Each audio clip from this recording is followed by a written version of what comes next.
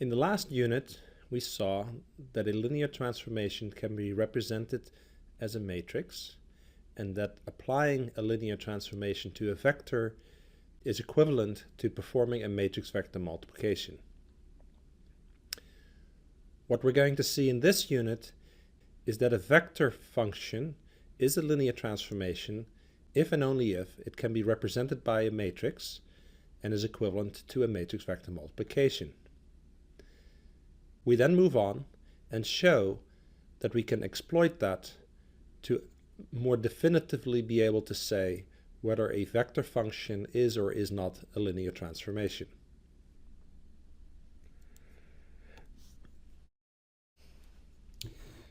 So here is what I just said as a theorem. If we have a vector function from Rn to Rm defined by L of x is equal to a times x, then L is a linear transformation. We're going to leave the proof of this as an exercise, but what this shows is that L is a linear transformation if and only if it can be represented by a matrix A and L of x is equal to a times x. Now let's see how we can exploit that. Last week we asked the question, is the function that transforms the vector chi0 chi1 into the vector chi0 plus chi1 for the first component, chi0 for the second component, a linear transformation? Here's an alternative proof. What we're going to do is we're going to compute the possible matrix that represents F, and then we're going to see whether matrix vector multiplication with that matrix gives us the exact same result as applying the function F. If the answer is yes, then F is a linear transformation. If the answer is no, then it is not. So, how do we compute the possible matrix that represents F? Well, we evaluate the first unit basis vector, and if we take 1, 0 and plug it in here, we get 1 plus 0, 1, and we get this vector right here. And if we plug in the second unit basis vector, then we plug 0 and 1 in for the appropriate quantities in the function, we get this, and we get that. Now, we know that the matrix that represents the linear transformation F, if it were a linear transformation, now has as its first column this right here. Why?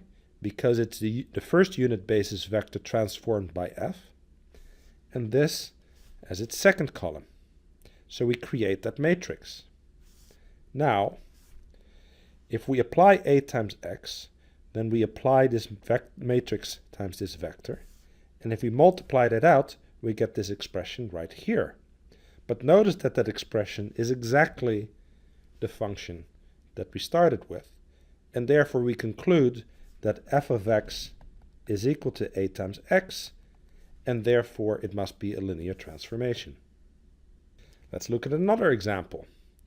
Now we're going to show that this function here is not a linear transformation. We already did that by coming up with vectors that did not satisfy the definition of a linear transformation. But let's look at it a little bit differently. Again, we come up with the possible matrix that represents f. How do we do that? We evaluate f for the first unit basis vector, that gives us this. We evaluate f for the second unit basis vector, that gives us that. We take this as the first column and this as the second column of the matrix, that gives us this matrix A right here. And then we see whether A times x is indeed the same as evaluating the function.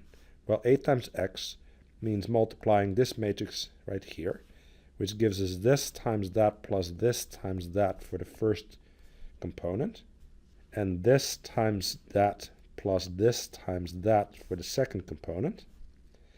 And what we notice is that that's not the same as our function. Therefore, our function cannot be a linear transformation. Otherwise, there would have been this matrix, and the matrix vector multiplication would have given us the same result. By understanding that a vector function is a linear transformation if and only if it has the same action as a matrix vector multiply with the appropriate matrix, we now have a foolproof way of checking whether a function is a linear transformation. You compute the possible matrix, You check if the matrix vector multiply gives us the same result as the function, and we're done.